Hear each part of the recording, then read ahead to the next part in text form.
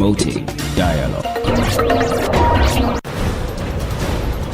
It's 12 o'clock in Dakar and Banjul, 1 o'clock in Abuja. Good afternoon and many thanks for staying tuned to West Africa Democracy Radio. Broadcasting on 94.9 FM and worldwide on wadr.org. This is Newslink. Here are the top stories. Citizens Movement in Togo denounces the sentencing of protesters arrested during the late June nationwide demonstration. What happened with this trial is ample proof that we are in a situation where justice is being exploited. And this is what we have been denouncing for several years, because nothing justifies the imprisonment of people who demonstrated peacefully. The Nigerian military vows better staff welfare and provision of equipment as it commemorates its 162nd anniversary. Liberia hosts a national reconciliation program to honor war victims. And President Mahama promises justice for electoral violence victims, orders swift investigation and compensation plan. We cannot ignore that the process was marred by isolated acts of violence in some constituencies. Let me use this platform to unequivocally condemn these acts of violence and call for swift accountability for the perpetrators. Please stay tuned for details of these stories and more. West Africa Democracy Radio. It's you speaking. My name is Sankule Jibril Janka. Many thanks for joining our broadcast. This edition of Newslink begins in Togo, where several demonstrators arrested during the late June's anti-government protests have now been sentenced. Charged with disturbing public order, the individuals appeared before the Lomé High Court over the weekend. The protests, likely driven by youth across the country, were sparked by calls from Togolese artists and influencers in the diaspora, urging President Faure Simbe, who chairs the National Council of Ministers, to step down. Abdullah Hassan has more in this story. During the hearing, the public prosecutor requested on behalf of the company a 12-month prison sentence, including 6 months suspended for 25 of the defendants who were charged with aggravated public order disturbance under the Togolese Penal Code. Defense lawyers unanimously denounced a clear lack of tangible evidence to support the charges.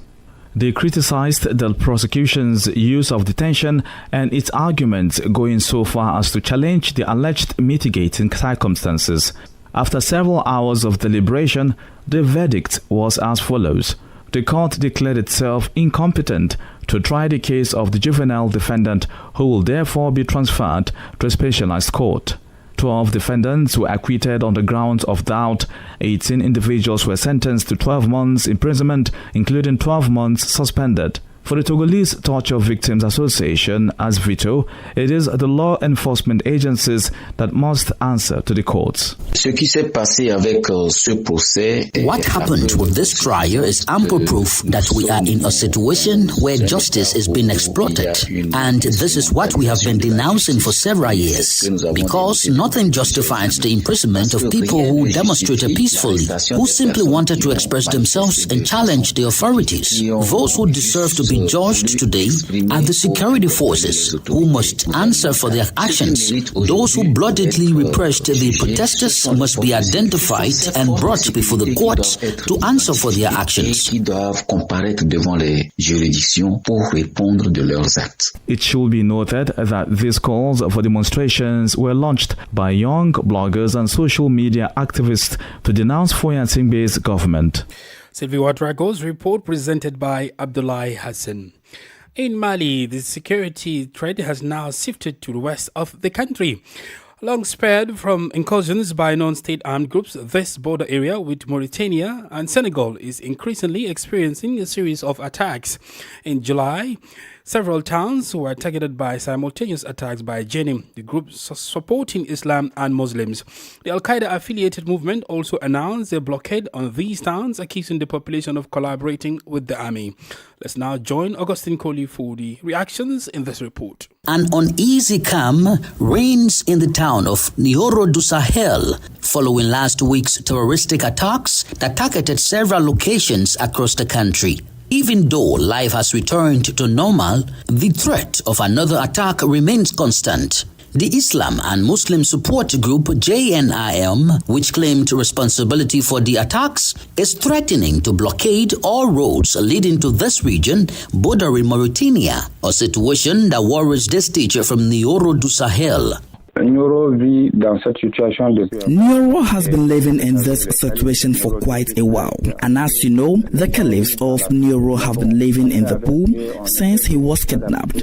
People have been living in fear, but we make do with what we have, and we try to adapt to the current situation. When we see the difference in attack perhaps by the JNIM, we take the siege seriously, to the extent that it has proven on several occasions that it can crack down when necessary. The idea of blocking seems like a small example, and it's debatable. In Kai, the main town on the western border with Senegal, which also suffered an attack, the population is displaying a completely different state of mind. Despite the persistent threat, they do not intend to give in to fear. This resident tells us, the threat of saying it doesn't mean anything matters because the population is even more mobilized. And you know the story. People are no longer afraid. You have to experience an action first time to get an idea. And we also believe normally that the state is not going to stay with its arm crossed. Since this JNIM announcement, the Malayan authorities have not officially reacted. However, they urge the population to remain vigilant. Augustine Koli voiced that report by WDR's Bamako correspondent Aliu Cham. Meanwhile, amid rising terrorist threats and violent extremism in the West African region, 5 countries have signed a historic security declaration. The National Security and Refugee Protection signed in Lomé during the ministerial meeting on the matter aims to respond to the security and humanitarian challenges faced by states fighting against terrorism. The multi-party agreement was endorsed by coastal states, namely Benin, Togo, Cote d'Ivoire, Ghana, and Burkina Faso of the AES Confederation. Christopher Atichi completes the story. The initiative, first launched in March 2024, is intended to respond to growing challenges faced by signatory states currently facing influx of displaced persons, especially from the Sahel, due to deteriorating security and humanitarian situation in the region. Members of the multi-party agreement are determined to protect their national territories. Out of the 5 nations of the National Security and Refugee Protection Platform, only Ghana has yet to report any terrorist attack, but host refugees from Burkina Faso. Adam Bona, a Ghanaian security analyst, explains the difference between the new operational platform from the Accra Initiative. Accra Initiative failed to arrest some of the things we are seeing in the Sahel. And so mine is that there is a need for countries like us to come together because we are not perfect. You have incidents of conflict. Sometimes even nomadic herdsmen get into conflict with farmers. The spillover effect, you have innocent people running across the border. How do we deal with it? And so this is what this initiative is supposed to be doing, ensuring that measures are put in place, if not to stop alone, but to also reduce the impact should it happen. Bona, however, says that for the 5 countries to fully implement the July 4 Lomé Declaration, a number of conditions must be met. The most cardinal element is to get the buy-in of the people. And then secondly, we need to pull resources together, bringing people together to ensure that these things are done. And so for me, what is lacking, if you ask me, is in the sub-region, a lot of things are not people-driven. But if they don't, it's not going to be successful. It's as simple as that. The National Security and Refugee Protection Initiative is the result of 12 months of dialogue between Togo, Benin, Cote d'Ivoire, Ghana, and Burkina Faso. The agreement provides for the strengthening of refugee status, their empowerment through access to essential services, and strengthening of coordination at the national and sub-regional levels. Christopher Atichu filed that report. More stories coming up on West Africa Democracy Radio. Newslink continues. In Nigeria, the curtain has drawn on the 2025 Nigerian Army Day celebration marked by a grand finale in the northwestern state of Kaduna. The week-long commemoration saw top government and military officials, including former heads of state General Yakubu Gowon, in attendance. President Bola Ahmed Tinubu, represented by Vice President Kashim Shettima, reaffirmed the government's commitment to military and urged the national unity in the face of growing insecurity. From Abuja, Usman Omar reports. The 162nd anniversary of the Nigerian Army was celebrated with a colorful military parade, display of hardware, and recognition of exceptional officers in Kaduna. But beyond the pageantry, the tone was deeply reflective. Representing President Bola Ahmed Tinubu, Vice President Kashim Shettima saluted the enduring sacrifices of soldiers, pledging continued investment in their welfare, equipment, and training. He declared that Nigeria's response to security threats, be it terrorism, insurgency, or separatist agitations, must be united and uncompromising. Shettima also paid tribute to the fallen and wounded, promising that their sacrifices will not be in vain. Many of our pioneers have fallen in the line of duty. Some now lie in silence beneath the soil of a grateful nation. To the families left behind, I extend the deepest sympathies of a nation that shall never forget. Their memory will certainly endure for generations. Chief of Army Staff, Lieutenant General Olufemi Oluyede, outlined the Army's transformation goals, stating that Nigerian troops are now better equipped and more resolute in confronting threats to the country's peace and stability. The Nigerian Army of today has been infused with modern and state-of-the-art equipment, platforms, and capabilities to confront as well as deter any threat to the country.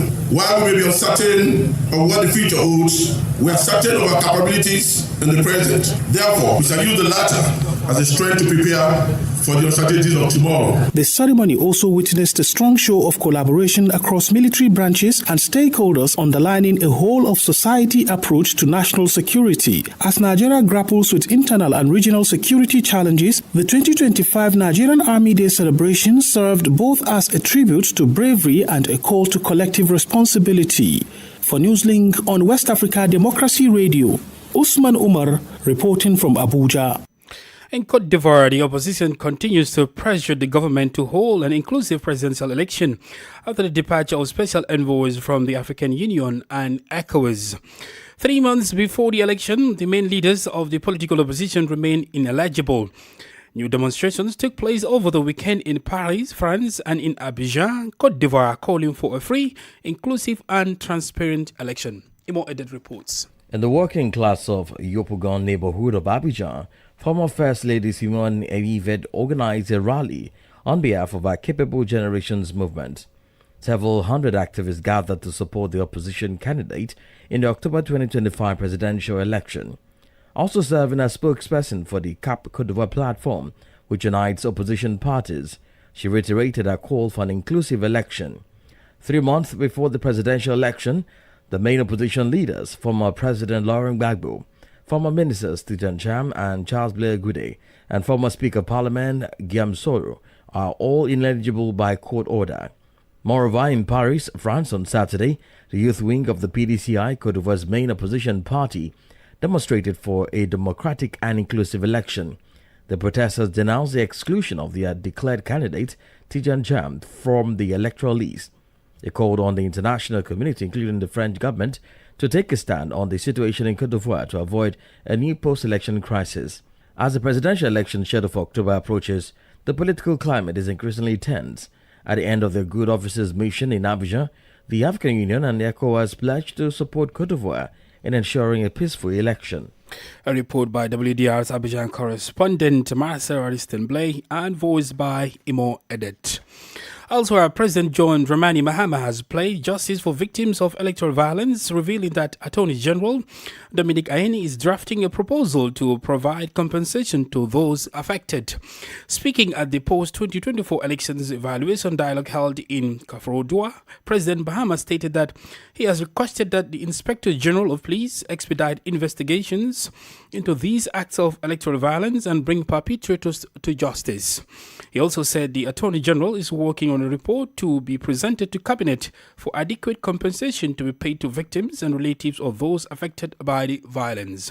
He condemned all acts of violence that occurred during the election period, stressing the need for accountability. Elections are by nature high-stake events. They are contests of ideas and ideologies, often influenced by deeply held convictions and competing visions for national development. While Ghana once again demonstrated its democratic resilience in the 2024 elections, culminating in a largely peaceful transfer of power, we cannot ignore that the process was marred by isolated acts of violence in some constituencies. Let me use this platform to unequivocally condemn these acts of violence and call for swift accountability for the perpetrators. I requested that the IGP expedite investigations into these acts of electoral violence and bring the perpetrators to justice. The Attorney General is also working on a report to be presented to Cabinet for adequate compensation to be paid to victims and relatives of those affected by the violence. President John Mahama of Ghana. You're listening to Newslink on West Africa Democracy Radio 94.9 FM, Dakar, and online at wadr.org. Here is a reminder of our top stories. Citizens Movement in Togo denounces the sentencing of protesters arrested during the late June nationwide demonstration. The Nigerian military vows better staff welfare and provision of equipment as it commemorates its 162nd anniversary. Liberia hosts a national reconciliation program to honor war victims, and President Mahama promises justice for electoral violence victims, orders swift investigation and a compensation plan. Still ahead in the news, we do have press review, guest interview and sports news. Please stay with us. Fresh and breaking news all the time. Hear it first as the news breaks, only on West Africa Democracy Radio. Newslink continues. Over the weekend, the Liberian government hosted a national healing and reconciliation event aimed at addressing the trauma inflicted by decades of conflict, Ebola and COVID-19. The gathering brought together survivors, their families, international partners, past and present leaders, and various community organizations to foster peace and harmony despite the ongoing challenges. WDR's Abraham Parker completes the story. President Joseph Boakai, in his opening remarks, acknowledged the suffering of victims of war, Ebola, and the COVID pandemic. He issued a state apology to all Liberians, urging the nation to let go of the past and embrace reconciliation for the collective good. The event featured a keynote address from a genocide survivor and reconciliation expert from Rwanda, Dr. Antoine Rutuyisa, who highlighted the difficulty of true reconciliation among citizens struggling to meet basic needs. National healing and reconciliation and unity call for collective engagement. All the institutions in the country must be mobilized to respond to all the needs in the community. You cannot talk of reconciliation and unity to people who live in hunger, in poverty. Musu Gati, a survivor who lost a hand during the 2003 Civil War, was visibly emotional during the program. She represented the view of many whose suffering to date remains unaddressed. We never beg for a war, so let them put me in the shoes of that child or children. If I could be that child and have this victim problem, I wouldn't be at this post. While Liberians have praised the initiative as a timely step toward national healing, a question from political and social analysts remains: how long until the World and Economic Crimes Courts deliver justice for victims? According to records, over 200,000 Liberians lost their lives during the country's civil war, while many more died during the Ebola and COVID-19 outbreaks. For Newslink on WADR, Abraham Parker, Monrovia. This is the newspaper review. Stay abreast and find out what the top stories are in your country. This is the newspaper review. The newspaper review.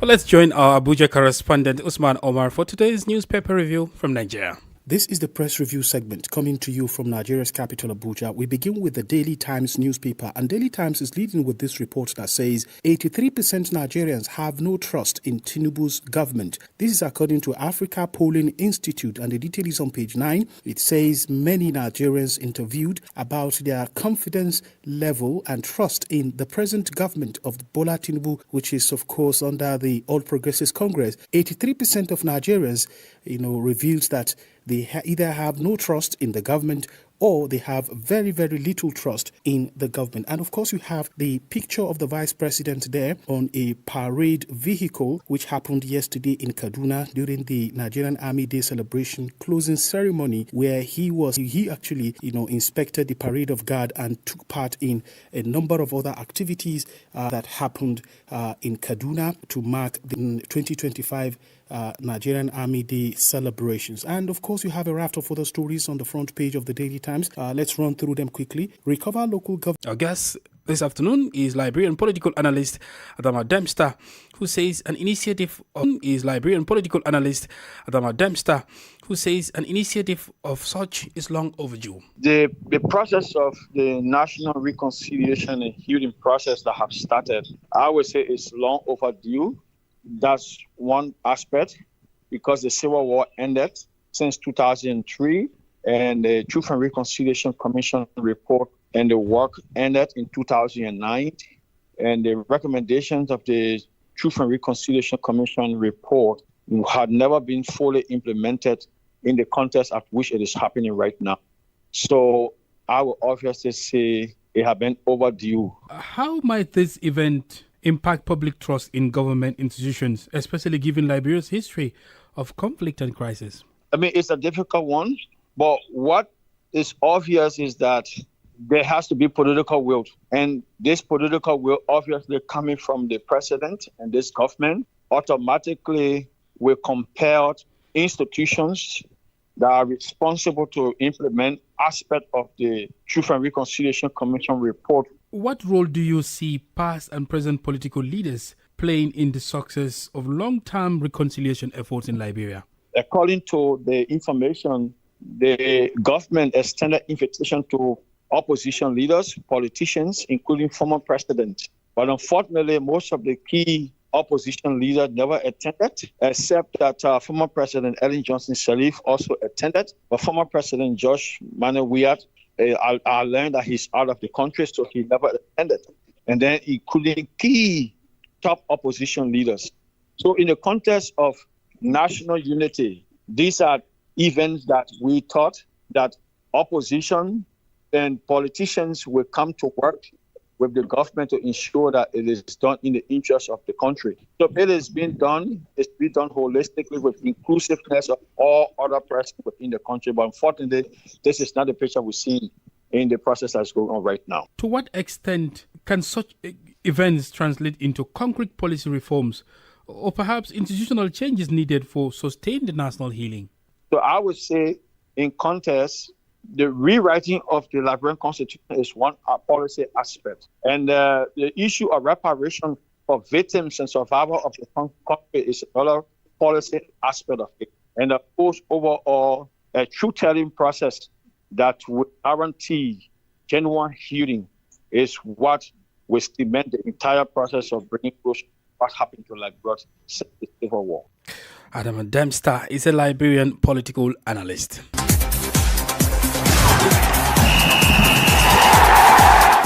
Well, I'm always excited.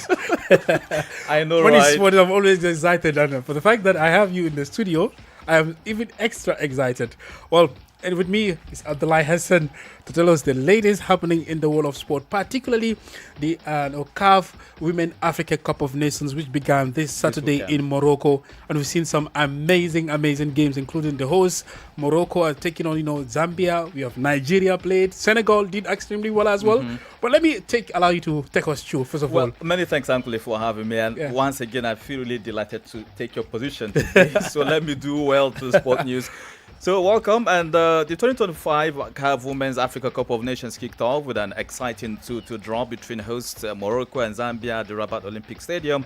Zambia struck early with a first-minute goal from Barbara Banda, but Morocco equalized in the 12th minute through a penalty. Rachel Kundananji restored Zambia's lead in the 27th minute before Gislan Chebak leveled the match later on. Senegal start strong at 2025 WAFCON with a 4-0 win over DRC. Oh, yes. Thankfully, that's 4-0. good. Yes, a very good game. news. I watched the game and I was excited because the Senegalese, they did extremely well. And even Nathan, I'm just happy that West Africa is doing well. Yes, so far. It speaks well also of how much the football sector is gaining momentum, Of course. both in the male and the female teams. categories. Yes. Yeah, exactly, categories. Yes. Now, so Senegal opened their 2025 CAF Women's Africa Cup of Nations campaign with a dominant 4-0 victory over DRC in Group A on Sunday in Mohammedia. First half braces from Mama Diop and Ngwen Jai sealed the win, with all goals coming before the 40th minute. That's spectacular. Spectacular indeed, exactly. yes. And of course, tell us, it seems like you're excited now because the Super Falcons. Super Falcons, exactly. So Nigeria start WAFCON campaign with convincing 3-0 win over Tunisia. Nigeria kicked off their 2025 CAF Women's Africa Cup of Nations campaign in style, defeating Tunisia 3-0 in Group B on Sunday in Casablanca. Azizat Oshola, definitely it has to be her, opened the scoring in the 4th minute with a powerful lead before Omori Shola Babajide doubled just before halftime following a VR review. Chiwendu Ihezuo added a third late in March to seal the Super Falcons' dominant performance. Fixtures today, we have South Africa playing against Ghana and Mali versus Tanzania. What's that reaction about? What are you trying to bring the Ghana? Okay, Nigeria well, I don't think I'm in the right place to really give some analysis, but Okay. Ghana has not been doing so well when it comes to international with all honesty, game. particularly the Black Queens, they are called the female team. They've not and been South doing Africa, well. you know, they are very They are the formidable reigning. team, They are the reigning champions. So they are there to defend their title. it's actually, not even a 50-50 chance. It's more like 70-30. But because Ghana is from West Africa, we have to just pray for them and support them and cheer from a distance. Well, Mali versus Tanzania, more like a 50-50 chance. Yes, exactly. But Mali also have been doing very well recently. So let's just see how it pans out. Exactly. I'm glad the way you were into sports lately. Yes, and for Nigeria, I'm very happy this happened, that the team won, because for the last 3-4 days, Nigeria has been mourning the passing of Peter Rufai. Yes, the our former Nigerian Super Eagles goalkeeper. Yeah, so in times like this, we need this victory to just reconcile people, unite them, and just move on, like forge ahead. Forge ahead. Abdullah Hassan with the sport news. Well, we've come to the end of this edition of Newslink from West Africa Democracy Radio, broadcasting from Dakar, Senegal. Thank you for listening, and many thanks to Falilu So and Sheikh Njai for the technical assistance. Do interact with us via social media platforms X and Instagram at WADR News, and on Facebook, WADR English Service, and stream live at WADR.org. Coming up at the bottom of the hour is WADR flagship health program, Well Body with Imo Edit. I am Sankula Jibrijanko. Good afternoon. And many thanks to you for listening.